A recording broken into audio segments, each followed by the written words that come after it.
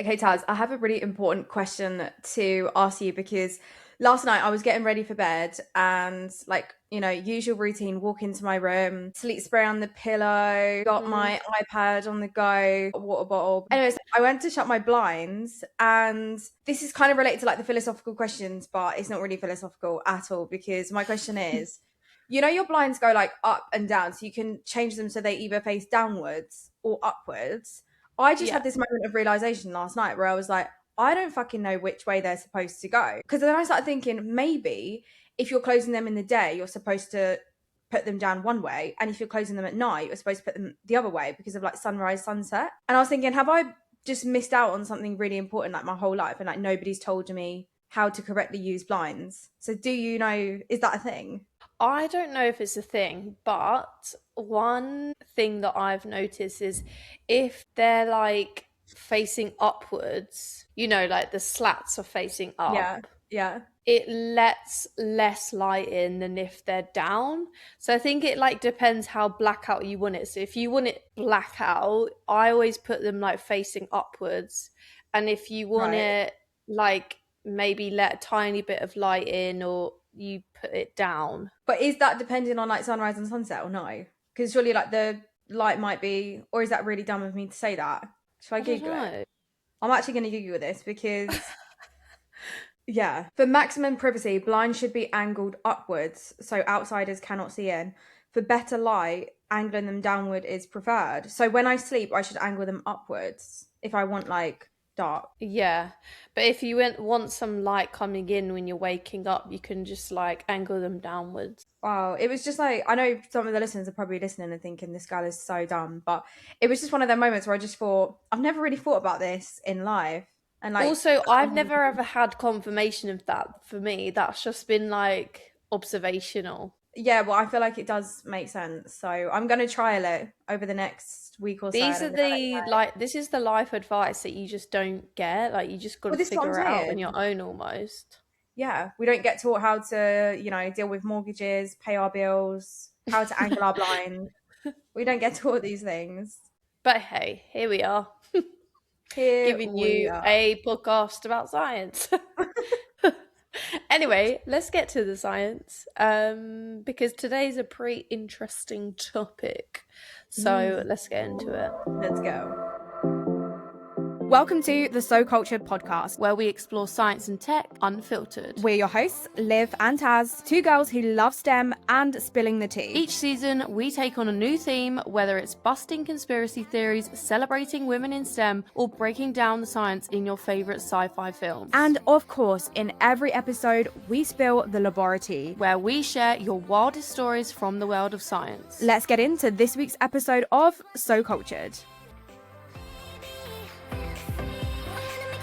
Okay, so today we are asking, what if there's another pandemic? So actually for this question, unfortunately, it's not actually a case of if, it's a case of when. So the Black Death, the 1918 flu, COVID-19, when we think about pandemics on that scale, they feel kind of rare, almost once in a century events, something unlikely to happen again anytime soon. But reality actually tells a different story because between 1980 and 2020 alone, the world saw at least 3 global pandemics: COVID-19, the 2009 swine flu, and HIV/AIDS. And in fact, outbreaks aren't unusual at all. So if we look back over the last 400 years, the longest period without a major outbreak was only 4 years. So we're talking at least every year there's one outbreak killing at least 10,000 people. And the longest period of time where that's not happened is 4 years. So it's literally happened pretty much very consistently since the last 400 years. And actually across the African continent alone, there are at least 50 viral outbreaks every single year. And while many of these events are smaller and less devastating than something like COVID-19, they still remind us how often diseases emerge and spread. Oh my God, I'm not going to lie. I'm just pretty traumatized from COVID-19. I feel like there's two groups of people who didn't mind the lockdowns and were just kind of getting drunk in their garden every single day. And then there was people like us who were just working 6-7 days a week through the pandemic, and it was just pretty brutal. So I feel Mm-hmm. pretty traumatized from them. So yeah, but what actually defines a pandemic? Because I don't really know, like, how do they actually say like this is an actual pandemic? And then also, where does it typically come from? So, at its simplest, a pandemic is just a very large outbreak, Hmm. usually on like a global scale. So, it starts with a pathogen, something like a virus, bacteria, or even a fungus. And that could either be new to humans or has re emerged in a new way. And basically, it infects a lot of people, but more importantly, it spreads not just locally, but across regions, across countries, and sometimes across the entire world. So, to understand how a virus can grow into something as large as a global outbreak, you have to start with the fact that these viruses are literally everywhere, far beyond what we can see existing in animals, plants, and even like microscopic life deep in the ocean. And that's thanks to modern genetic sequencing that we now realize that, and how vast and diverse the hidden kind of virus world really is. Hmm.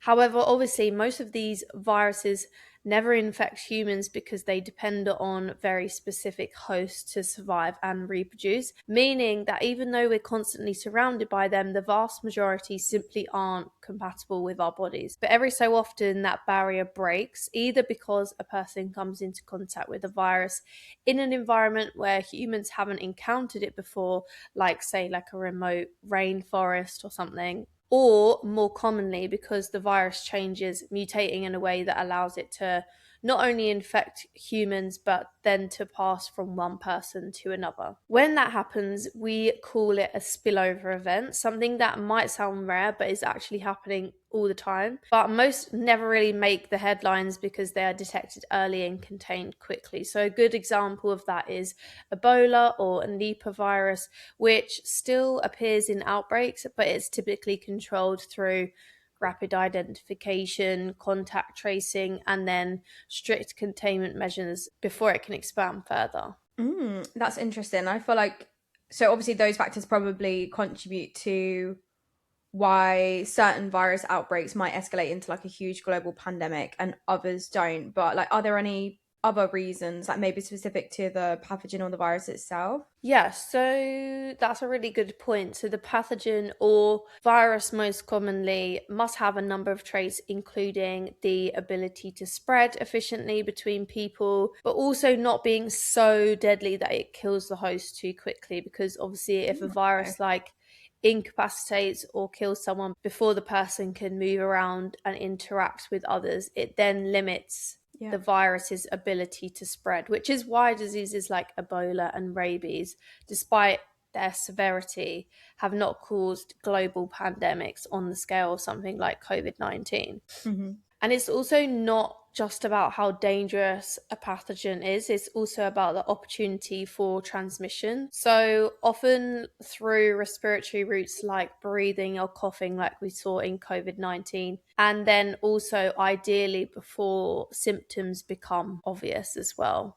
So, obviously, with COVID-19, you saw like a 3 to 5 day incubation period where someone was transmissible but your symptoms hadn't yet started. So that was perfect for like virus spreading because not only did it travel through respiratory routes, but it also started before you had like more severe symptoms. So obviously when all these factors align, which doesn't really happen often in the grand scheme of things, the result can then be like rapid global spread. Oh my god, I'm actually just traumatized. Like, just hearing you talk about like the incubation period, I'm like, oh my god, just takes you right back to that time. Yeah, And it as I does. just said, COVID-19 was a pretty traumatic time for me. Do you know what I mean? And I feel like a lot of people relate to Hmm. that. Like, it was just, yeah, It was so not, weird. yeah, it was just, I think, like, as I said, there'll be some people would be like, that was a great time getting drunk in the garden every single day on furlough. But for me, no, it wasn't very good. It feels But like a fever dream, honestly, doesn't it? Like, yeah, I mean, at this probably point, did it especially even for you. happen? So weird. Yeah, it's just crazy. But Do you know what I'm thinking of as you're talking about this is like the meningitis outbreak in Kent, but Mm. that's not viral, is it? No, it's not, and that's like a really good point. So that was actually caused by the meningococcal strain of bacteria, and meningitis is like in its bacterial form because it can be caused by a virus like meningitis Oh, itself. I didn't know that. Um, it is one of the most contagious diseases, and luckily, thanks to vaccines, and in this case, after the cases were identified, antibiotics, they were able to contain the spread and then prevent further fatalities. But that doesn't mean we're totally off the hook from bacterial outbreaks. Obviously, they were like a major issue and a major source of outbreaks before antibiotics, but obviously antibiotics are so effective. But obviously, bacteria have caused some of the most devastating pandemics in history, which includes the Black Death. And today, one of the most significant and growing risks comes from antimicrobial resistance, where bacteria have basically evolved to survive the drugs designed to kill them. And that kind of creates a slow but potentially equally serious global health crisis that could one day rival or even surpass the impact of viral pandemics if we don't like find a way of mitigating this resistance to antibiotics. But obviously there is actually a lot of science research going into tackling resistant bacteria in different ways. So I have faith in our science research that we Mm-hmm. can like overcome this problem. But yeah, it does present a problem for like pandemic risk for sure. Do you know what I would absolutely love to do one day is an episode on the Black Death and just an episode on like historical, like scientific events. I feel like that would be such a Mm. fun series because I think the Black Death is just so interesting as a topic. So we should definitely do an episode Hmm. on that. And then another one, I guess, is the Spanish flu that happened in, I think it was around like 1918, maybe. And many people born after this time would have would have gone their entire lives without actually experiencing any such event like that. So what are the actual chances that we experience another pandemic? Do you know what I mean? Like we spoke about them, but like what are the actual chances? Obviously, I spoke about a spillover event, and that's probably typically where the next pandemic will come from. Hmm. So that's obviously when a pathogen or like a virus jumps from its usual host to a human, and then from there it then has to be able to spread efficiently from person to person. And whether that happens actually depends on a lot of factors. So it kind of depends on how frequently humans come into contact with the animals that carry the virus and how much existing immunity people might already have. So, obviously, viruses kind of stand out as the most likely candidates to spark the next major pandemic. So, Yeah. researchers actually estimate there could be around 1.7 million viruses still undiscovered in Oh my gosh. mammals and birds, which is like our main kind of source of threat. Yeah. And about 40% of those viruses may have the ability to infect humans. So, Damn. using this and other data like global population patterns, air travel networks, human movement within communities, and how prepared different countries are, scientists have actually built detailed simulations on how pandemics might unfold. And by running hundreds of thousands of these virtual scenarios, they've basically been able to estimate their risks. So their conclusion was the chance of another pandemic on the scale of something like COVID-19 could be somewhere between 2.5 and 3.3% each year. But Okay. obviously, let's figure this out in terms of chance and whether this would happen in our lifetime. So when you scale this up over a lifetime, about 75 years, let's say, the numbers become much more striking. So that's roughly a 78% chance of No. experience at least one COVID-19 level pandemic, like again in that time. So, in other words, it's probably more likely than not. Crazy. And if we take kind of the lowest estimate, so the lowest annual risk, the lifetime chance drops to around 31%, but that's still nearly a 1 in 3 1 in 3. chance of experiencing another pandemic.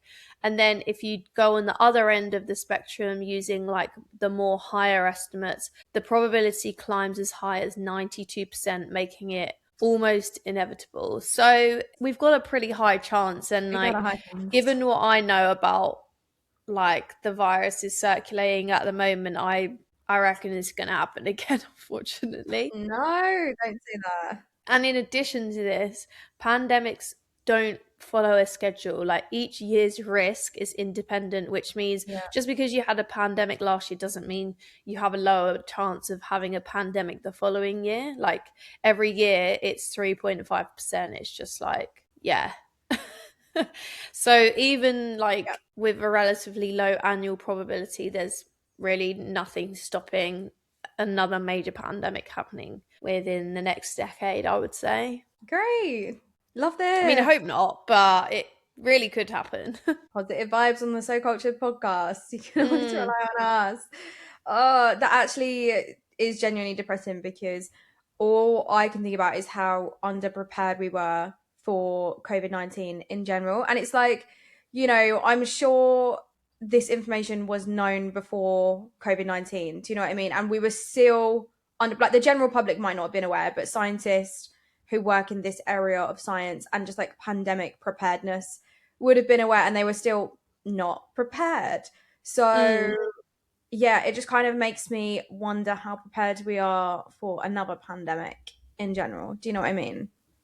Yeah, for sure. I mean, for COVID-19, like you say, we weren't too prepared health service wise. And like there was a lot of kind of planning and awareness of pandemic risk, because obviously we kind of track these things of science as scientists, and like it's made widely known that like a pandemic could happen. And actually we were expecting a pandemic for a while before COVID occurred. So there was awareness there, but like when it came to the health service specifically, many healthcare systems did not have the capacity to handle an event on that scale as we've experienced. And so preparedness requires spare resources, like obviously available hospital beds, extra doctors and nurses ready to respond to like a sudden surge. Yet in many countries like the UK, they were already running close to their limits before the pandemic even began, leaving very little room to absorb the shock when cases started rising rapidly. So in the UK, intensive care units were probably around 80% full, meaning that any significant increase in patients quickly pushed these systems into a crisis. And that forced like rapid expansion of capacity at a really enormous cost. Obviously, not just financially, but also like the physical and emotional toll on healthcare workers.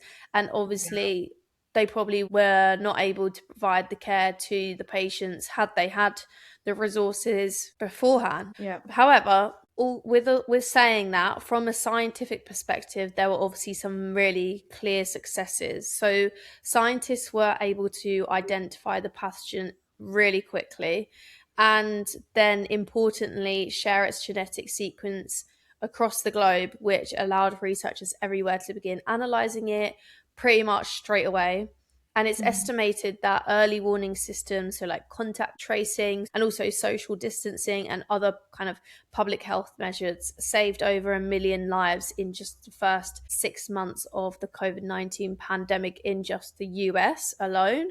So it probably would have had, a huge effect globally.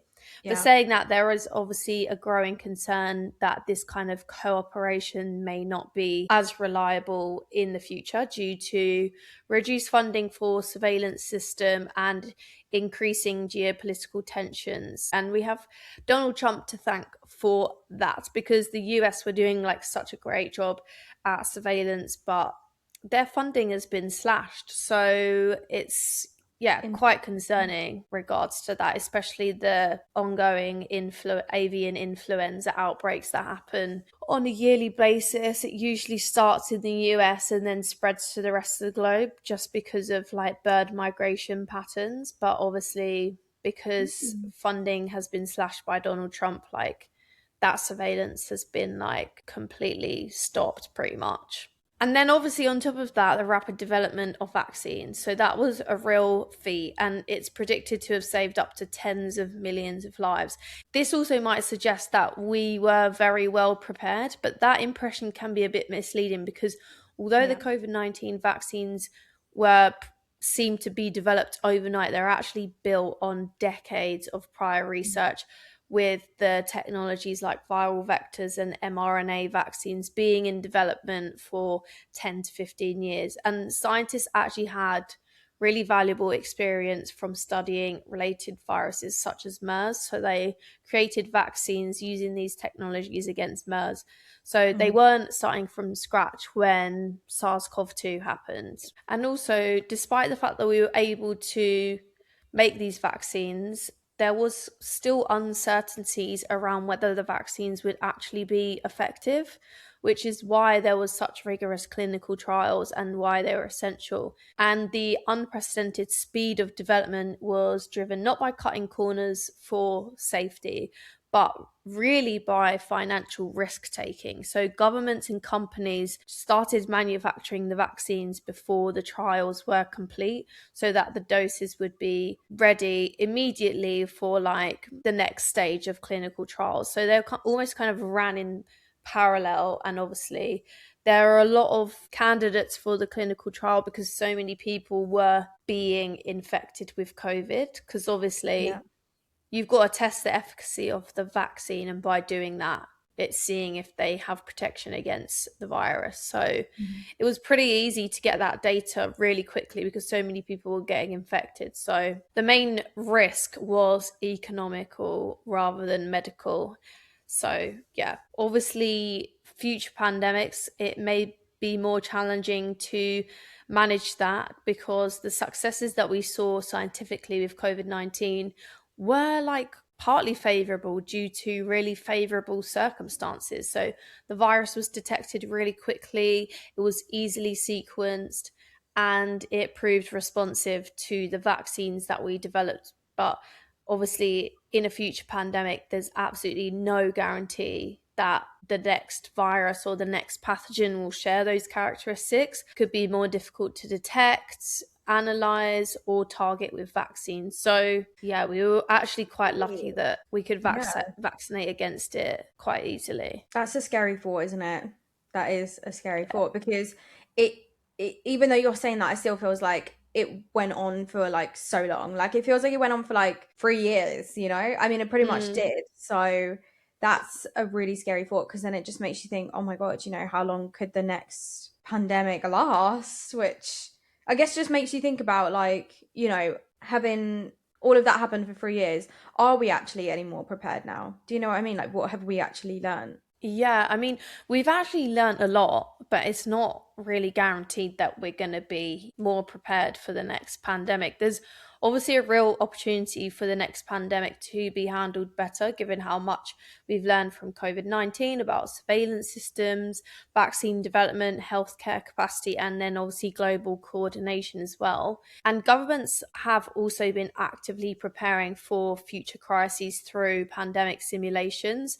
So a really good example was the UK's exercise Pegasus, which it was a simulation designed around like a fake virus spreading from a made-up island, and it kind of simulated kind of like a worse outbreak event than COVID-19 and like how they would respond. So they test their responses and then identify any weaknesses, hopefully before like a real emergency occurs. But improvement on COVID-19 is not really guaranteed, and it obviously depends entirely how this knowledge is being applied. So in some areas there are concerning signs of backsliding, so reduced investment, weakened international cooperation. I mean, with everything going on at the moment, you can understand we're not like I don't know, like we're not United. It won't work on like a global cooperation, like and then obviously in some countries they're scaling back on like critical preparedness systems. So yeah, just having like the systems in place to prepare for a pandemic. And then at the same time, the risks are actually increasing because there's increased, like more frequent spillover events, there's environmental change, and Yeah. obviously in a world where we're flying frequently, there's more global connectivity, kind of raises the stakes even more. So ultimately, like, we have a choice as to whether we invest in preparedness, we want to strengthen healthcare systems, and then enhance global collaboration to kind of reduce the likelihood and the impact of future pandemics. Or we can fail to act and then just rely on luck, which is an approach that our recent history shows is very unsustainable. So, yeah. Oh gosh. What I found interesting though is like what you said about the increase of spillover events. And it kind of makes me think, like, as someone who, you are a virologist queen, do you think that's likely to be like the next cause of the next pandemic? Or like what do you think will cause the next pandemic? Just like speculation. Yeah, I have a lot to say about this. Oh God.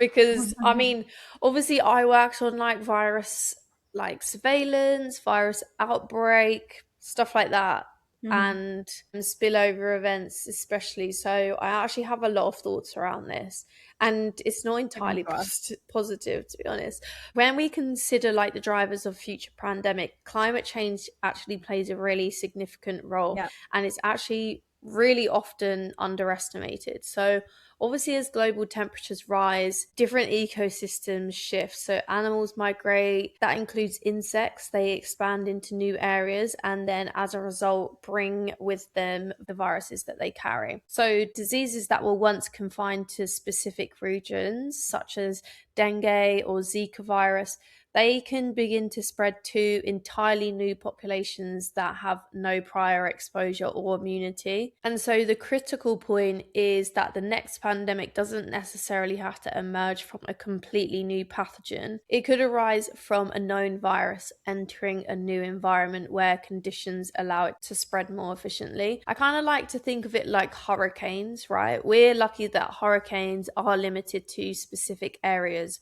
of the Okay. Yeah. earth due to the temperature of the oceans.